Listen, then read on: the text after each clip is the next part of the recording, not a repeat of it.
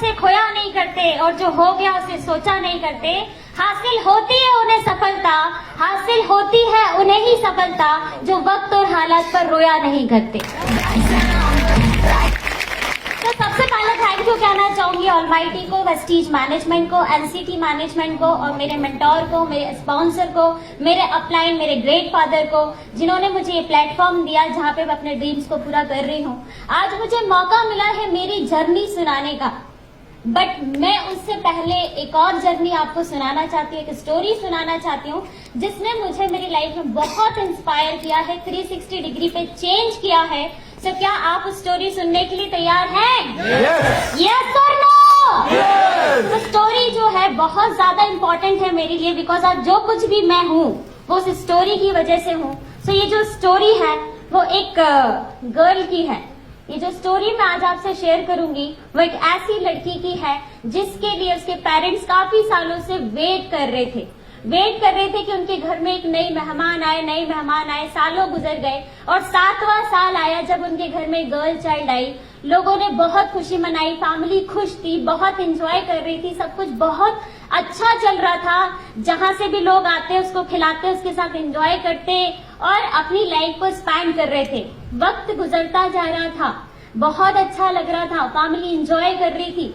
धीरे धीरे टाइम निकल रहा था और लगभग 1.5 साल हो गए, पता ही नहीं चला कि वो बेबी 1.5 साल की कैसे हो गई। बट सडन एक मूवमेंट आया, अचानक उसकी तबीयत खराब हुई और उसे तुरंत हॉस्पिटल लेकर गए। उसको हॉस्पिटलाइज किया गया और वहां पे डॉक्टर्स ने कहा कि सॉरी, बहुत मुश्किल है इसको बचाना।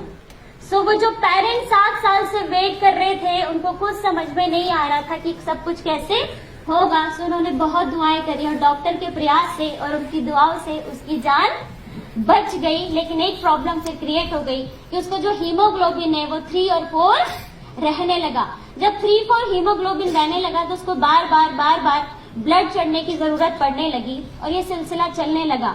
बार बार उसकी लाइफ में ब्लड चढ़ता, बार बार उसकी लाइफ में ब्लड चढ़ता। लगभग 16 साल ऐसे ही गुजर गए और जब ये सिचुएशन चल रही थी, मेडिसिन चल रही थी, तो कॉम्प्लिकेशंस और बढ़ते जा रहे थे। समझ में नहीं आ रहा था, पेरेंट्स को उससे देखते नहीं बन रहा था कि जिस उम्र में खिलौने होने चाहिए उस उम्र में इंजेक्शंस थे, जिस उम्र में स्कूल होना चाहिए था उस उम्र में हॉस्पिटल्स थे, जिस उम्र में सहेलियां होनी चाहिए थी उस उम्र में डॉक्टर्स थे और जिस उम्र में चॉकलेट्स होनी चाहिए थी उस उम्र में उसके पास मेडिसिन थी।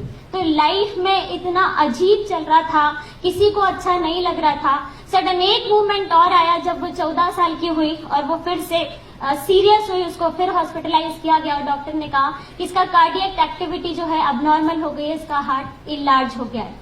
पेरेंट्स को कुछ समझ नहीं आ रहा था, उन्होंने जहां बोला वहां उनको दिखाना शुरू करा, जो ट्रीटमेंट बोला वो कराना शुरू किया। बट कहते हैं ना कि उसके पास एक ही चीज थी, वो हिम्मत, और वो हिम्मत और वो दुआओं ने फिर काम किया। एक मिरेकल हुआ। उसके फादर को किसी ने सजेस्ट किया सप्लीमेंट्स। उन्होंने कहा कि आपने सब कुछ करके देख लिया, एक बार इन सप्लीमेंट्स पे भी भरोसा कर देखो। नॉनी स्पिरुलिना और गैनोडर्मा को खिलाना शुरू किए। 16 साल तक ब्लड चढ़ाना चलता रहा। 16 साल बाद जब उसे सप्लीमेंट देना शुरू करे, लगभग 7 सालों से वो सप्लीमेंट अभी भी ले रही है। बट माय डियर फ्रेंड्स, उसका रिजल्ट शेयर करना चाहूंगी कि जो प्रॉब्लम उसको पिछले 16 सालों से थी, उसने जब सप्लीमेंट लेना शुरू करे तो उसका हीमोग्लोबिन आज की डेट में पिछले 7 सालों से 12.5 है। जो कार्डियक एक्टिविटी अबनॉर्मल हो रही थी वो आज की डेट में सारी नॉर्मल, एक नॉर्मल लाइफ जी रही है। सो क्या उस लड़की से मिलना चाहेंगे? मिलना चाहेंगे? मिलना चाहेंगे? सो मैं उस लड़की से आपको मिलाना चाहूंगी and it is not working. उस लड़की से आपको मिलाना चाहूंगी, उसका नाम है सोनम विश्वकर्मा, जो कि मैं खुद। अगर बात करूं अपनी जर्नी की तो जो बचपन है वो हॉस्पिटल्स में निकला है, आईसीयू में निकला है। सो लाइफ में सिर्फ एक ही चीज थी कि हिम्मत। अगर ऊपर वाले ने मुझे बचाया है तो कुछ सोच समझ के बचाया था, ड्रीम्स पूरे करने के लिए बचाया था।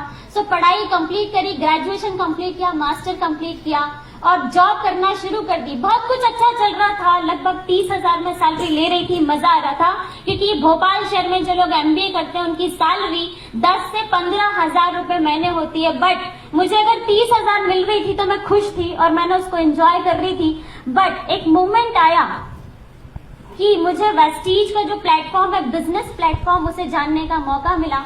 मैंने ये सोच के ज्वाइन कर लिया कि 30,000 तो मिल ही रहे, अगर कुछ एक्स्ट्रा भी आ जाता है तो कोई बुरा नहीं है, क्योंकि जाना तो कुछ भी नहीं है। इस सोच के साथ वेस्टीज को मैंने स्टार्ट किया और 1 घंटा रोज वेस्टीज को कमिटमेंट के साथ देना स्टार्ट किया आफ्टर जॉब। और जब ये सिलसिला शुरू हुआ, फर्स्ट मंथ मेरा कोई पे आउट नहीं आया, क्योंकि बिजनेस कुछ भी समझ में नहीं आ रहा था। काम करती गई, क्योंकि कमिटमेंट किया था 1 घंटे रोज दूंगी, सो कमिटमेंट किया था, कंटिन्यू काम करती रही। और सेकंड मंथ आया, सेकंड मंथ का जो मेरा चेक था वो था 253 रुपीज का। जब 253 रुपीज आए तो मेरे साथ वालों ने बोला कि ये 253 का क्या करेगी। मैंने कहा कम से कम वेस्टीज ने मूवी देखने के तो पैसे दे दिए ना। मैंने कहा अभी मुझे दिए सिर्फ, लेकिन अगले महीने से तुम सबको दिखाने के लिए भी देगी। जो थर्ड मंथ का चेक आया वो लगभग 1336 रुपए का था। फिफ्थ मंथ मैंने सिल्वर क्वालिफाई किया, उस समय मेरा जो चेक था 14,251 था, जिसको मैंने बहुत एंजॉय किया। एक चीज समझ में आई कि 2 साल जॉब को दिए, कभी फॉरेन का सोचा नहीं, 5 महीने वेस्टीज को दिए, विदेश जाने के रास्ते खुल गए। बहुत अच्छा लग रहा था, कमिटमेंट और पक्का हो गया। और कंटिन्यू किया वेस्टीज को। 7वें महीने मैंने गोल्ड डायरेक्टर का लेवल लिया और जिस मैंने गोल्ड किया उसका पे आउट जब बना तो वो पे आउट था 23,421। जब 23,421 का पे आउट आया तो मेरा दिमाग घूम गया। रीजन कि 8 घंटे जॉब को दे रही हूँ, कमाती हूँ 30,000, 1 घंटे वेस्टीज को दे रही हूँ, अर्निंग है 23,000। सोनम क्या करती है, क्या करना है लाइफ में। एक रात भर नींद नहीं आई, रात को डिसीजन लिया और बॉस के पास सुबह ही गई, सर मैं आपको 30 साल देने के लिए तैयार हूँ। कितने? 30 साल देने के लिए तैयार हूँ, पर एक सवाल है सर मेरा कि मेरी ये जो 30,000 की सैलरी है इसमें पीछे एक जीरो, कौन सी डेट को आप बढ़ा देंगे वो डेट मुझे बता दीजिए। क्या वो डेट मिली होगी मुझे? क्योंकि जो 30 साल से कर रहे हैं उनकी सैलरी में एक जीरो नहीं बढ़ा, तो मैं ऐसा क्या कर लेती कि मेरे में बढ़ जाता। बिकॉज जॉब तो जॉब होती है। मुझे उस दिन पर्सनली ये चीज समझ में आई और मैंने रेजिग्नेशन दिया, वेस्टीज को फुल टाइम किया।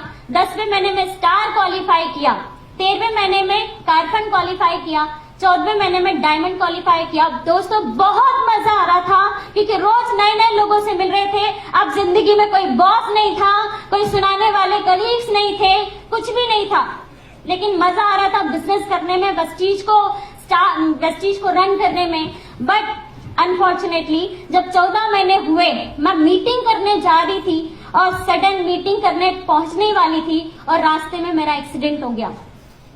जब एक्सीडेंट हुआ मुझे एडमिट कराया गया, मुझे पता चला कि मेरे राइट लेग की दोनों बोन फ्रैक्चर हो गई हैं और मेरी सर्जरी प्लान कर दी गई। और सर्जरी प्लान करने के बाद लगभग 6 से 8 महीने में वापस से बेड पर आ गई। दोस्तों उस टाइम बुरा नहीं लगा जब मैं गिरी और मैं टूटी, बुरा तो उस टाइम लगा जब मेरे ही फ्रेंड्स मुझे देखने आए तो वो दुख कम करने नहीं आए थे। उन्होंने आते से मुझसे एक सेंटेंस बोला, तुझे तो हम पहले से ही समझा रहे थे, वो स्कूटी लेके बस तू जब लगी रहती है प्लान करना है, तेरे पैर तो स्कूटी तक पहुंचते नहीं है, तुझे स्कूटी चलाना आती नहीं है और तुझे प्लान करने की पड़ी रहती है। ऐसा तेरा क्या बिजनेस है, छोड़ इसको। पर तुझे समझ में नहीं आ रहा था, अब तोड़ ली ना टांग, अब तो समझ में आ गया होगा। उस मोमेंट पे इतना हर्ट हुआ, एक ही चीज समझ में आई कि सोनम क्या कर रही है। लेकिन फिर वापस से दिमाग में एक बात और आई कि अगर वेस्टीज को छोड़ दिया तो ड्रीम्स एक साइड हो जाएंगे, जिंदगी नॉर्मल हो जाएगी। लेकिन अगर इस डिसीजन को मैं आगे बढ़ाती हूँ तो सारे ड्रीम्स कंप्लीट हो जाएंगे।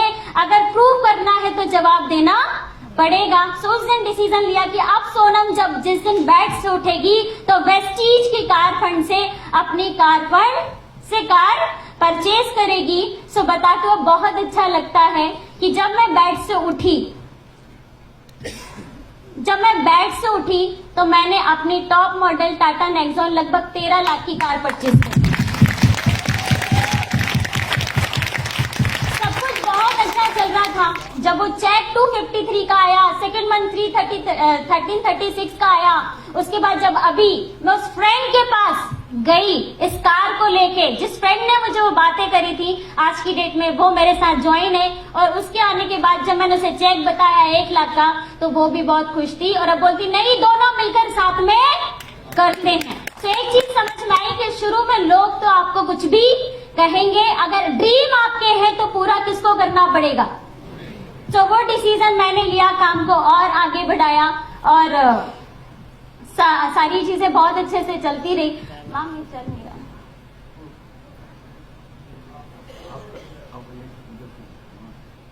ओके, सो सारी चीजें बहुत अच्छे से चलती रही, लेकिन फिर भी बहुत दिक्कतें आ रही थी। जब काम कर रही थी तो लोग कहते थे कि तुम फीमेल हो, तुमको ये काम सूट नहीं करता, तुमको घर देखना चाहिए, तुम्हारे लिए ऐसा नहीं वैसा नहीं। बट बताते हो बहुत अच्छी लगती है कि ये कार मेरे लिए बड़ी बात नहीं है।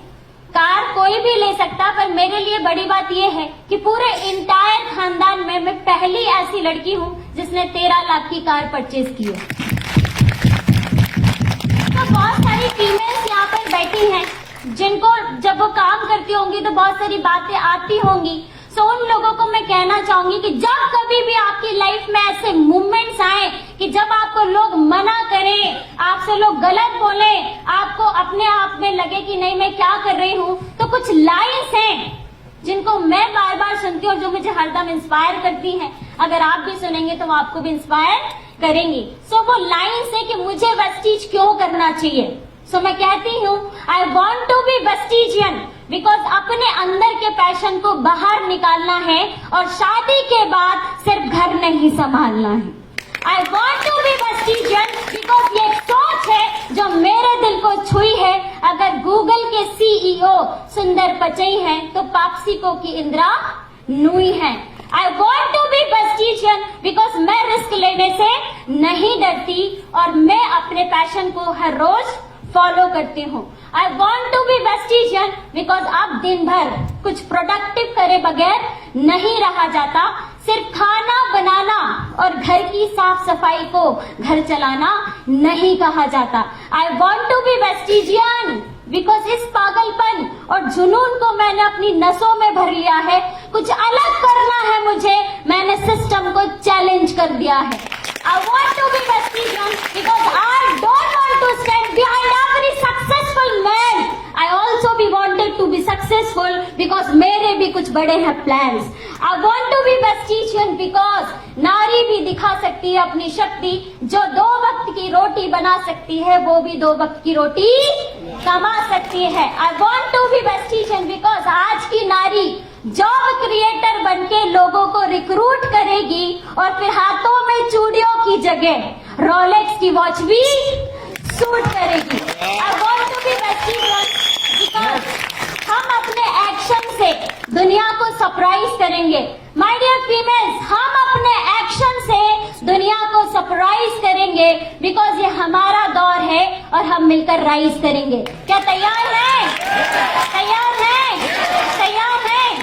तो वेस्टीज एक प्लेटफॉर्म है, विन एक प्लेटफॉर्म है, वॉरियर एक प्लेटफॉर्म है जो मौका देता है ऐसी सारी फीमेल्स को, ऐसे सारे यूथ को जो आप आगे बढ़ने से रोक नहीं सकता। बट एक चीज लास्ट में कहना चाहूंगी कि यहाँ पे बहुत सारे यूथ बैठे हैं, बहुत सारी छोटी छोटी फीमेल्स बैठी हैं जो अभी एजुकेशन ले रही हैं। सो आप लोगों से एक सवाल है मेरा कि मान के चलो आप काम करते हो और आप पहुंच जाते हो 55 साल के और 55 साल में आपकी ऑडी आ भी जाए तो क्या उस लेवल पे एंजॉय कर पाएंगे? नहीं। मान के चलो आप काम करते हो जाए 55 साल के और आपके पास फॉरेन ट्रिप्स मिल जाए तो क्या एंजॉय कर पाएंगे? किसी को सर उठा के देख भी नहीं पाएंगे और छेड़ भी नहीं पाएंगे। यस और नो? तो ऐसे में मेरा एक ही मानना है दोस्तों कि जो लोग